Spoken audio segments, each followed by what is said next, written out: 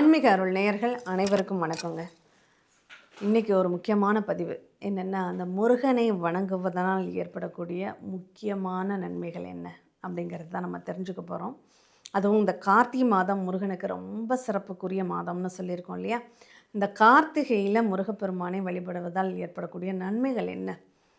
பொதுவாக இந்த கார்த்திகை பெண்களுக்கு உரித்தான ஒரு மாதம் இந்த கார்த்திகை மாதம். இந்த கார்த்திகை பெண்கள் அந்த முருகனை போற்றி பாதுகாத்து வளர்த்த காரணத்தினால இந்த கார்த்திகை மாத பெண்களை சிறப்பு செய்யக்கூடிய விதமாக அவங்களுக்கு ஒரு நல்ல ஒரு மகிழ்ச்சியை ஏற்படுத்தக்கூடிய விதமாக இந்த கார்த்திகை மாதம் அப்படிங்கிறது ரொம்ப விசேஷமாக கருதப்படுகிறது. அதுவும் இந்த கார்த்திகை மாதத்தில் வரக்கூடிய இந்த கிருத்திகை நட்சத்திரம் விரதம் அப்படிங்கிறது ரொம்ப ரொம்ப விசேஷமானதுங்க. சரி, இந்த கார்த்திகை விரதம் இருக்கிறதுனால நமக்கு கிடைக்கக்கூடிய நன்மைகள் என்ன தெரியுமா? மற்ற மாதங்களை விட இந்த கார்த்திகை மாதத்தில் நம்ம வேண்டுதல்கள் உடனடியாக சீக்கிரமாக விரைவில் நிறைவேறும் அப்படின்னு சொல்லப்படுது. இந்த மாதம் தீபம் ஏற்றுவது அப்படிங்கிறது அறியாமையை அகற்றக்கூடியதாகவும், நம்ம விரதம் இருப்பது, நம்மளுடைய கசடுகள், நம்ம 8ஆம் பாவம் அப்படிங்கிறது தான் நம்மளுடைய கழிவு மண்டலம். அறிவியல் ரீதியாக நம்மளுடைய கழிவு மண்டலங்கள் சீராக விரைவாக நல்லபடியாக செயல்படணும் அப்படிங்கிறவங்க, இந்த கிட்னி சம்மந்தப்பட்ட பிரச்சனைகள் இருக்கிறவங்க, மாங்கல்ய பலம் குறைவாக இருக்குன்னு நினைக்கிறவங்க, கணவருக்கு ஆபத்து ஏற்பட்டுடுமோ அப்படிங்கிற ஒரு கவலையில் இருக்கிறவங்க, திருமணமே ஆகலை அப்படிங்கிற ஒரு எண்ணத்தில் இருக்கிறவங்க, இவங்க எல்லாருக்குமே இந்த கார்த்திகை மாதம் விரதம் இருந்து அவங்க அந்த முருகனை வழிபடும்போது இந்த பிரச்சனைகள் எல்லாம் தீர்வதை நம்ம பார்க்க முடியுங்க.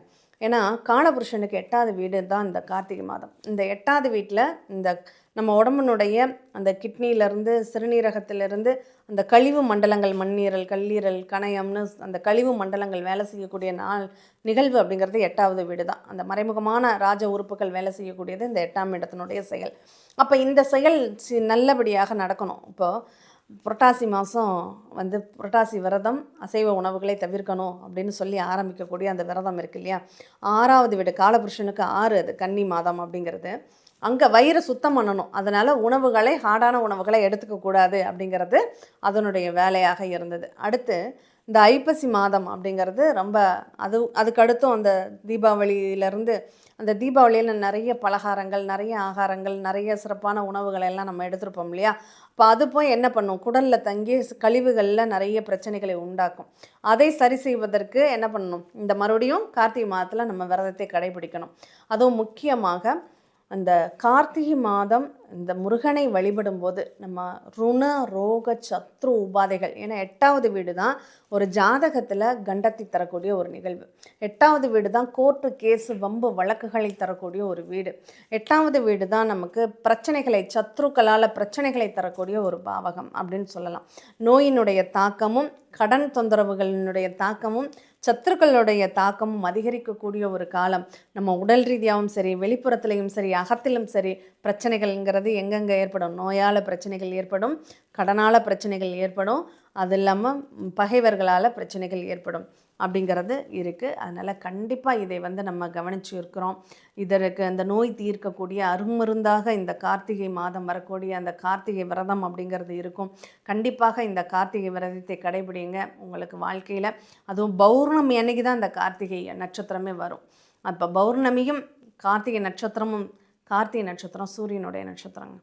பௌர்ணமி சந்திரன் முழுமை பெறக்கூடிய நாள், சந்திரனுடைய ஆதிக்கம். இந்த சூரியனும் சந்திரனும் மிக அருகாமையில், பூமிக்கு நெருங்கிய தொடர்பில் அருகாமையில் வரக்கூடிய இந்த காலகட்டங்கள் விரதம் இருந்ததுன்னா அதனுடைய பலன் முழுமையாக அந்த சூரிய சந்திரன்களுடைய அனுகிரகம் நமக்கு முழுமையாக இங்கு கிடைக்கும் அப்படிங்கிறத நம்ம முக்கியமாக எடுத்துக்கணும்.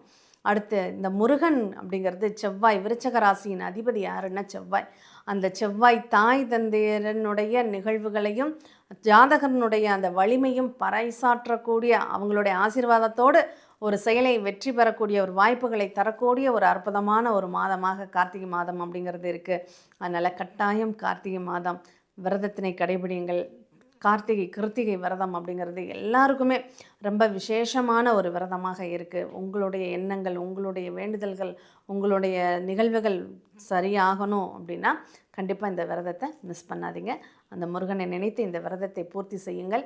கோயில்களுக்கு வாய்ப்பு இருக்கிறவங்க கோயிலெல்லாம் அன்றைக்கி சரியான கூட்டமாக இருக்கும். வாய்ப்பு இருக்கிறவங்க கோயிலில் போய் வழிபாடு செய்யுங்க. வாய்ப்பு இல்லாதவர்கள் வீட்டிலேயே முருகனை வழிபாடு செய்யுங்கள். கண்டிப்பாக இந்த காலம் முருகனுடைய பரிபூர்ண அருள் கடாட்சம் உங்கள் எல்லாருக்கும் கிடைக்க வேண்டும்னு பிரார்த்தனை பண்ணிக்குவோம். மீண்டும் இனியதொரு நிகழ்வில் சந்திப்போம். நன்றி, வணக்கம்.